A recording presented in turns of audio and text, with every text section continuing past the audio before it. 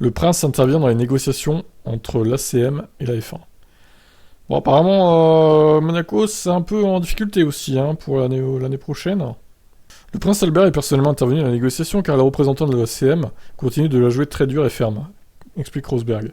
Dans un tel cas, l'intermédiaire était clairement nécessaire pour aider les deux parties. Dans ce cas, les patrons de la F1 et la direction du club a trouvé un dénominateur commun. Le prince Albert prend désormais une part active aux négociations car le Grand Prix de Monaco est tellement historique, mais aussi la course la plus spectaculaire et la plus glamour de la saison. Il faut que ça continue. Mais il est clair que les organisateurs vont devoir s'adapter. Par exemple, on voit souvent des bannières publicitaires d'entreprises qui sont les concurrents directs des sponsors de la F1. Alors oui, c'est une situation difficile, ils doivent chercher un moyen de sortir de ça. Bon bah ok, donc Monaco en difficulté, peut-être pas de Monaco l'année prochaine.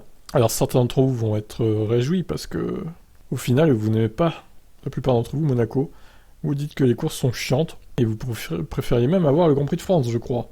Que Monaco, incroyable. Je suis un peu partagé, Monaco c'est vrai que les courses sont un peu chiantes, mais c'est quand même un circuit historique, donc ce serait dommage de le perdre. Donc à voir, de toute façon on aura la réponse dans 2 mois, en octobre, pour le calendrier 2023. Allez, je vous laisse commenter, ciao. Et Toto Wolff qui revient sur les émotions de la première pole de Mercedes, c'est pas de la merde. Bah non, c'est pas de la merde, on peut pas dire ça, évidemment. C'était mal parti en Q3, nous avons mis les nouveaux pneus, et la première réaction a été du côté de Lewis, son DRS était bloqué. Ça c'est la poisse quand même. Mais ensuite, le premier secteur de George est arrivé. Nous avons vu le temps Delta courir. Je me souviens avoir dit aux ingénieurs, je pense que nous jouons la pole ici. C'était le silence de l'autre côté. Je pense que personne ne me prenait au sérieux. Après le deuxième secteur, oui, ça allait être serré, mais c'est passé. Tout le monde était incrédule. Ce sont ces moments que vous chérissez tant en F1. Ils sont si inattendus, mais quand la performance est vraiment là que vous le faites, c'est une grande émotion. Pourtant, Wolff est témoin dithyrambique à la radio avec Russell pour le féliciter sur sa première pole. Je lui ai dit, c'est pas de la merde à la radio. C'est en fait assez haut dans mon échelle d'appréciation d'ailleurs, ce n'est pas négatif, on s'en souviendra. D'accord, bah écoutez, on aurait pu avoir une première ligne à Mercedes, sans le problème d'Hamilton. C'est terrible, c'est terrible. Donc espérons que la performance continue comme ça chez Mercedes. Qu'est-ce que vous en pensez, ciao. Alors, Peter Windsor fait une estimation, le licenciement de Ricciardo coûterait 20 millions de dollars à McLaren. Waouh, c'est beaucoup quand même. Alors je vous passe l'intro du coup. Windsor, ce qui va prendre un certain temps maintenant, c'est l'accord que Zak Brown va passer avec Ricciardo. Daniel roulera pour lui jusqu'à la fin d'année. Ce ne sera donc pas une situation confortable pour Zak. Il va sûrement regretter le contrat qu'il a établi en premier lieu, ce qui signifie que Daniel a maintenant beaucoup d'options, et que lui-même n'en a pas. Windsor n'exclut pas la volonté de McLaren de payer Ricciardo. Le connaisseur de la F1 se souvient que Zak Brown donc a dépensé 32 millions lors de sa nomination en tant que patron d'équipe pour sortir de l'accord avec Honda et passer au moteur Mercedes. Alors, il est passé de Honda à Renault, puis Mercedes, attention, quand même, pas faire d'erreur là. Windsor, il s'agira d'un autre coût dans les environs de 20 millions, peut-être plus, peut-être moins, peut-être qu'ils peuvent le négocier à la baisse et qu'ils peuvent lui financer un siège ailleurs. Dans tous les cas, ce sera la clé, avant que tout puisse se mettre en place. Windsor ne s'attend pas encore à des annonces concernant Piastri et sera obligé de conduire pour Alpine ou de prendre la place de Ricciardo. Brown et Ricciardo devront se mettre d'accord. Bon, écoutez, voilà, on verra ce que ça donne. Ouais, l'ambiance va être un peu spéciale chez Alpine et chez McLaren au retour là des vacances. Ça va être vraiment tendu dans les deux équipes, je pense. Bon, Norris et Ocon, ils s'en foutent, ils vont faire leur truc, ils sont pas concernés pour le coup. Allez, je vous laisse commenter, ciao. Norris, c'est une chance d'avoir couru à l'époque d'Hamilton. Le septuple champion du monde est un modèle, selon lui. Vous entendez toujours ces histoires de l'époque d'Ayrton Senna ou de Schumacher. Et cette ère était celle de Lewis. Vous entendez parler de ces batailles ou de celles d'Alain Prost et de Mansell. Dans 20 ou 30 ans, on parle encore de Lewis qui se battait contre Vettel et Verstappen. Et vous trouverez mon nom un peu plus bas dans la liste. Nous prenons les choses pour acquis, car nous faisons notre propre truc. Mais ce n'est que dans 30 ans que nous réaliserons que nous avons été chanceux de courir à cette époque. Norris a également rendu hommage à l'engagement de son illustre aîné et reconnu qu'il tenait un rôle modèle pour lui.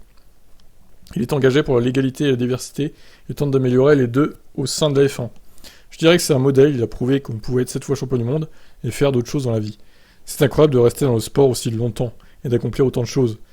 Ouais, et encore, il est loin d'être parti, je pense, Hamilton. Lequel des deux, d'ailleurs, entre Alonso et lui, partiront en premier, ça c'est la grande question. Vous devez respecter le fait qu'il fasse toutes ces choses.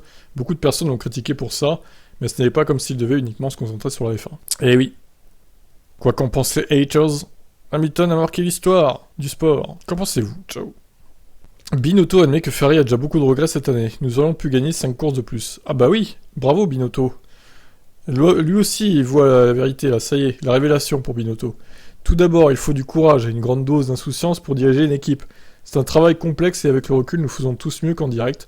Je suis convaincu que notre équipe est forte également au niveau stratégique. Nous regardons souvent les erreurs et non ce que nous réussissons. Je pense par exemple à l'Autriche, où nous avons dicté la stratégie, alors qu'en France, nous étions les seuls à avoir amené 2 pneus médiums en course. Les autres ont eu moins de courage.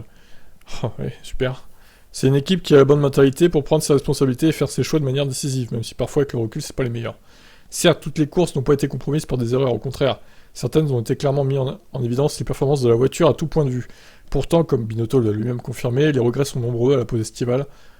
Un lui revient en mémoire en particulier, Monaco. J'aimerais refaire Monaco. Ne pas avoir gagné là-bas en partant de la première ligne, c'est presque incroyable. Ah ouais, puis il s'est mis à pleuvoir quand on était sur la grille et tout s'est mal passé. Pour Silverstone, je suis désolé de la façon dont ça s'est passé, mais je pense que le choix stratégique était le bon. Non, en fait, non. Toujours pas, hein. Ça s'est passé comme ça et je ne sais pas ce qui serait passé si Charles s'était arrêté et Hamilton était resté en piste avec un dur. Bah Charles l'aurait bouffé, c'est tout. Il y a eu beaucoup de regrets cette année, nous aurions pu gagner 5 courses de plus, mais pour une raison ou pour une autre, ça s'est pas fait. Nous avons eu quelques problèmes de fiabilité, ce qui est un problème technique, mais nous devons continuer à travailler dur et à regarder vers l'avenir. Nous trouverons bientôt la fiabilité dont nous avons besoin, c'est dommage, il y a des regrets, on aurait pu être 9 à 9-3 en termes de victoire face à Red Bull, parce qu'on a toujours eu des problèmes quand on était en tête, Red Bull était derrière. En regardant le bilan de la première moitié de saison, je ne vois aucune raison pour laquelle nous devrions changer. Bon, tout va bien alors, on continue comme ça. Je pense juste que nous devons aborder la question de savoir ce qui n'a pas fonctionné, comprendre chaque problème et y travailler. Il n'y a aucune raison pour que nous ne puissions pas faire mieux la prochaine fois. Bon, à chaque fois tu dis ça à Binotto et à chaque fois il y a une couille dans le pâté. Donc bon, moi je ne m'attends plus à rien de cette équipe. J'espère même, pour leur clouer le bec une fois pour toutes, que Mercedes va passer devant au championnat constructeur. Alors là, ça serait un affront total, vu le début de saison de Mercedes quand même. Les performances de la voiture, on va dire. Allez, je vous laisse commenter, ciao. Les propos de Verstappen sur Hamilton et Leclerc ont rendu Herbert perplexe. Je pensais qu'il appréciait sa bataille avec Lewis en 2021. Oula, tu es bien naïf, mon pauvre Johnny. Donc pour rappel, le pilote Red Bull évoquait le fait qu'il avait affronté Leclerc de nombreuses reprises en karting, puis en formule de promotion, les deux hommes étant tous deux âgés de 24 ans, tandis qu'il était moins proche d'Hamilton, âgé de lui de 37 ans. Verstappen avait également parlé du respect mutuel qui existait entre Ferrari et son équipe cette saison, laissant sous-entendre que ce n'était pas forcément le cas avec Mercedes la saison passée. Mais ces propos n'ont donc pas plu à Herbert, qui estime que le Néerlandais a manqué de respect au 7e champion du monde. C'était décevant, et ce à bien des égards, et il semble avoir immédiatement oublié sa lutte avec Lewis, avant de s'impliquer directement avec celle de Charles et Ferrari. Je pensais qu'il appréciait la bataille, qu'il vivait en piste la saison dernière, mais clairement c'était pas du tout le cas. Mais en même temps, comment tu peux croire qu'il appréciait sa bataille? Le mec allait au contact à chaque fois, quoi, pour essayer de passer Hamilton. Non mais, ça se voyait qu'il voulait jamais terminer derrière lui, qu'il voulait à tout prix passer, quoi. Il était fou, l'année dernière il était fou, Verstappen. Alors certes il s'est calmé en 2022, ok, mais même vu comment se déroule la saison, en même temps, s'il allait à l'accrochage à chaque fois, il serait un peu débile, vu l'avance qu'il a au championnat. C'était pas du tout le même contexte l'année dernière quand même. Hein. Mais je ne comprends pas pourquoi ces commentaires vers Lewis et leur bataille étaient si négatifs, je suis assez perplexe. Bon, bah voilà. Johnny Herbert qui voit la vérité maintenant, bravo. Bravo Johnny. Et oui, effectivement, Verstappen détestait sa bataille avec Hamilton. Hein. Incroyable révélation. Allez, ciao ciao. Alors, pour compléter un peu les propos de Safnauer d'hier, qui étaient déjà très très longs, il voit Alonso quand même terminer la saison chez Alpine normalement. Bah oui, il aurait tort en même temps de pas la terminer. Normalement, Fernando, ça nuirait à sa réputation, on va dire. Donc, à lui de jouer le jeu et d'être le plus compétitif possible. Je m'entends très bien avec lui depuis le premier jour, et c'est parce que c'est un compétiteur, quelque chose que j'aime beaucoup. Vous ne me connaissez peut-être pas profondément, mais je suis extrêmement compétitif et similaire à Fernando. Je ne veux rien de plus qu'obtenir des résultats, c'est ce qui me motive. Mes amis d'école vous diraient de moi qu'ils ne connaissaient personne aussi compétitif que moi. Quand mon père me battait aux échecs, je pleurais de rage. Je déteste perdre. Je voulais la même chose en Alonso. Et ce trait que nous avons en commun signifie que travailler ensemble est très facile. J'aime ça, j'aime toujours ça, et la relation d'ici la fin d'année va se concentrer sur battre McLaren. Nous devons être 4e au championnat. Je ne pense pas que nous puissions battre Mercedes et les deux teams devant. Ouais, bah ça au moins, c'est bien de le dire, oui, parce que vous êtes hors d'atteinte. Hein. Mercedes, ils ont encore un peu de mal en qualif, même si, bon, Russell a fait une pole en Hongrie au final. Ils ont peut-être réglé leurs soucis, mais en course, ils sont largement devant. Hein.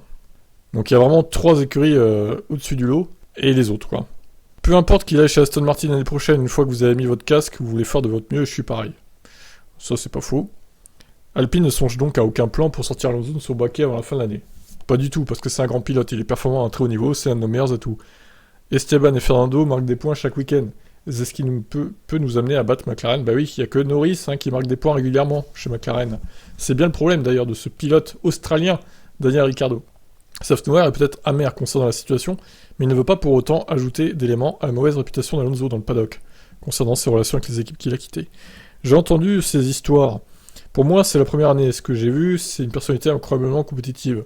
S'il a cette réputation, c'est parce qu'il est tellement compétitif qu'il est prêt à tout pour obtenir le meilleur résultat possible en course. Parfois, les gens comprennent mal cela. Je me souviens qu'à l'époque de McLaren, il se plaignait à la radio du GP2 Engine. Je suis sûr que les gens de Honda n'ont pas apprécié, mais c'était la frustration parce qu'ils voulaient faire mieux. Dans notre équipe, c'est pareil. Beaucoup de gens ont travaillé avec lui avant, chez Benetton, puis chez Renault. Il fait partie de la famille. Donc il n'y a rien de tel. Pas dans notre équipe. Ok. Bon, en gros, voilà. Hein, même si on le savait déjà, Alonso finira bien la saison chez Alpine et il sera le plus compétitif possible. Par contre, j'attends de voir ce que ça va donner contre Ocon parce que je sens qu'entre les deux, ça va mal finir. Le mec, il s'est déjà plaint Alonso de lui, d'Ocon, de sa défense assez dure hein, quand même, en Hongrie. Donc je sens que ça va finir par un accrochage cette saison, hein. Ça c'est quasi sûr, surtout qu'il se barre à la fin de l'année. Alonso, donc il a plus rien à perdre là. Je la sens pas cette histoire. Bon allez, on verra ce que ça donne, ciao. Alors Lewis, il revient sur Abu Dhabi. Incroyable, il pense encore à Abu Dhabi en vacances, Lewis. Bon, je vais pas vous résumer ce qui s'est passé, on le sait tous, merci. Donc c'est une interview de Vanity Fair apparemment. Vous voyez les choses commencer à se dérouler, et mes pires craintes ont pris vie, j'étais comme, il n'y a pas moyen qu'il me vole sur ça. C'est impossible, ça n'arrivera pas. Sûrement pas. Je ne sais pas si je veux vraiment mettre des mots sur ce que j'ai ressenti, je me souviens juste d'être assis là, incrédule, et avoir réalisé que je devais défaire mes ceintures et sortir de là, sortir de ce truc, trouver la force. Je n'avais aucune force. C'était l'un des moments les plus difficiles, je dirais, que j'ai eu depuis très longtemps. Je savais ce qui s'était passé, je savais quelle décision avait été prise et pourquoi. Oui, je savais que quelque chose ne tournait pas rond. Les scènes qui ont suivi ont aussi été fortes, en particulier lorsqu'Anthony Hamilton est venu conforter son fils. Mais qu'est-ce qu'il lui a dit? Il m'a pris dans les bras, il m'a dit « Je veux que tu saches combien je suis fier de toi. » Avoir son père qui vous embrasse fort de cette façon est l'une des choses les plus profondes que j'ai jamais fait. Que j'ai jamais eu. Surtout quand on a grandi en ayant rarement ça. Sur le moment, Lewis avait pourtant semblé extrêmement calme, comme s'il ne réalisait pas tout à fait ce qui lui était arrivé. Écoutez, je traversais toutes les émotions possibles, personne ne pouvait me dire quoi que ce soit, peu importe qui. Ce qui est dit n'a pas vraiment d'importance. Quand vous vous sentez d'une certaine façon, c'est parfois difficile de communiquer. Par la suite, avec une certaine rancœur contre la FIA, Hamilton a séché le gaz de fin d'année et laissé plein de doutes sur ses intentions de rester en F1. Il confirme d'ailleurs que ces doutes étaient réels. J'ai réfléchi pour savoir si je voulais continuer. Fin de l'interview.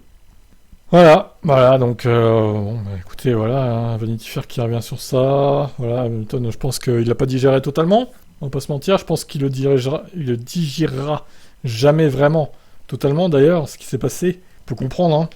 C'est un coup de massue, le mec a dominé toute la course, il se fait niquer sur la fin, à cause des procédures un peu cheloues, de la direction de course notamment. Bon, après voilà, c'est toujours un débat, il y a ceux qui disent Mercedes n'a qu'à s'arrêter, changer les pneus, blablabla, blablabla. Bon, on ne fera pas le passer de toute façon, c'est fait malheureusement. Mais c'est quand même dur à encaisser pour le pilote anglais. Je vous laisse commenter, ciao.